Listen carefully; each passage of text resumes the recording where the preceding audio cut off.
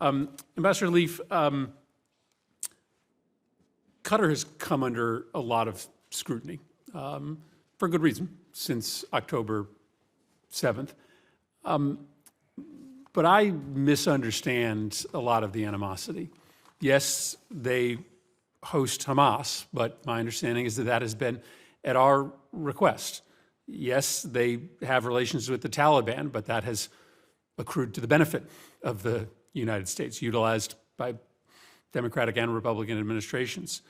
They have previously been the conduit that flows funds into Gaza, done at the request of the Israeli government.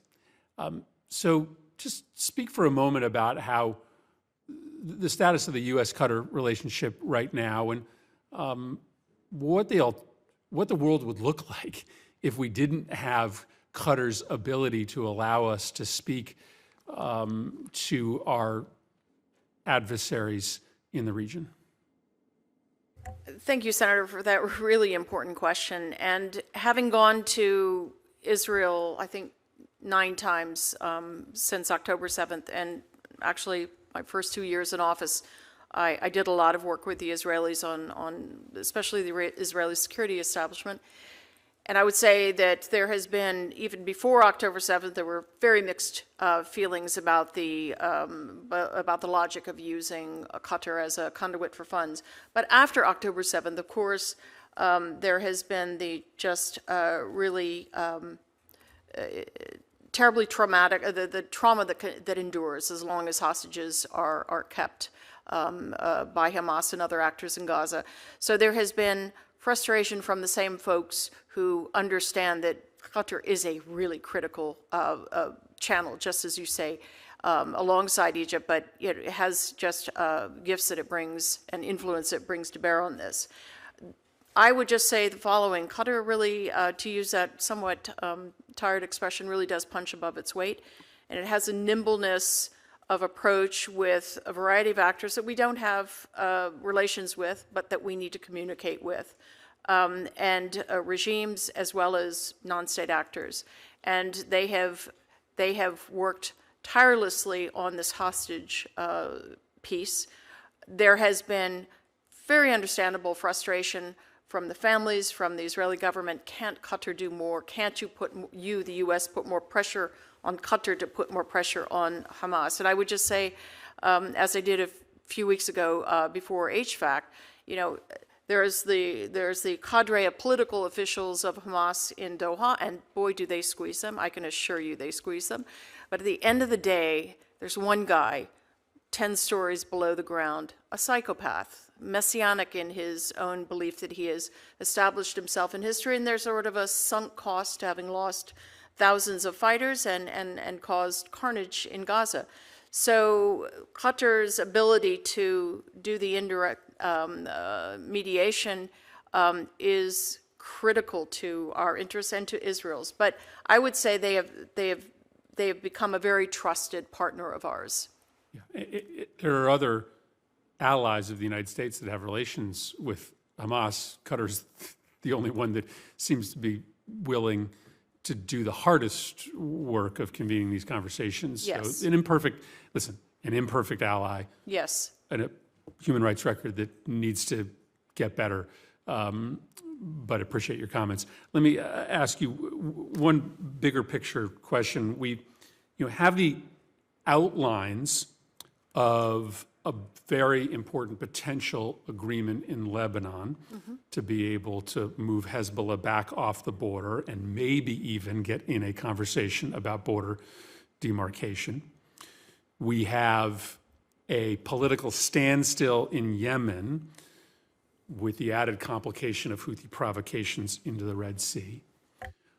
Both seem static until the Gaza conflict comes to a close. I just think it's important for this committee to understand that the end of the conflict in Gaza is important to be able to ultimately bring about a long-term security settlement with respect to Hamas's ability to hit Israel ever again. But it is also right now standing in the way of moving forward on a Yemen political process, on a de-escalation with the Houthis, and a potential breakthrough in Lebanon. Am I right about that? You are absolutely right about all of that. And, the diplomacy continues even while we are working to get to that ceasefire agreement. So Amos Hochstein is out in the region. He's been out there for several days, essentially working to calm things down. Things are quite volatile, alarmingly so. And we heard that in stereophonic sound last week on our trip through the region. So he is doing his work even ahead of a formal pause.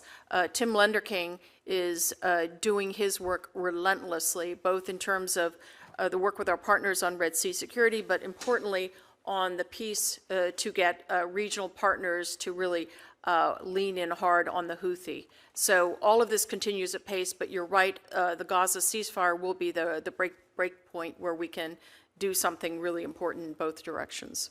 Let me sneak in one last question on Egypt. The State Department waived certification requirements tied to human rights improvements on the $235 million of Egypt's FY 2022 FMF.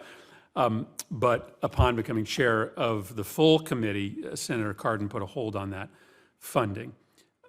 My impression is that since the chairman's hold has been in place, the Egyptian government has really failed to engage in any meaningful cooperation with the United States on any of our core interests, and that we have further not seen any real progress with respect to the pretrial detention reforms or the release of significant numbers of political prisoners. Feels like, just like the amount of funding to Egypt has been stuck in place since the mid-'80s, progress with Egypt has been stuck at least for the past 6 months. The one thing I would say that is really, really important in this picture is the final resolution wrapping up entirely of Case 173. And, the dismissal of charges, the release of freezes and detentions and so forth. So this is a really significant step forward for all of the people and the organizations that were caught up in that years-long case. I asked just a couple of days ago for a status report on the pretrial detention legislation, and I plan to go back to our post and see where we stand with that. The discussions that we had, as I recall dimly, crested in September. And of course, we had the events of October 7th, which have really, I would unfortunately have thoroughly preoccupied our government, Egypt's government. They've been preoccupied both with the conflict right across their border with Sudan, but I assure you we have not lost sight of that, and I will come back to you with some more comments on that.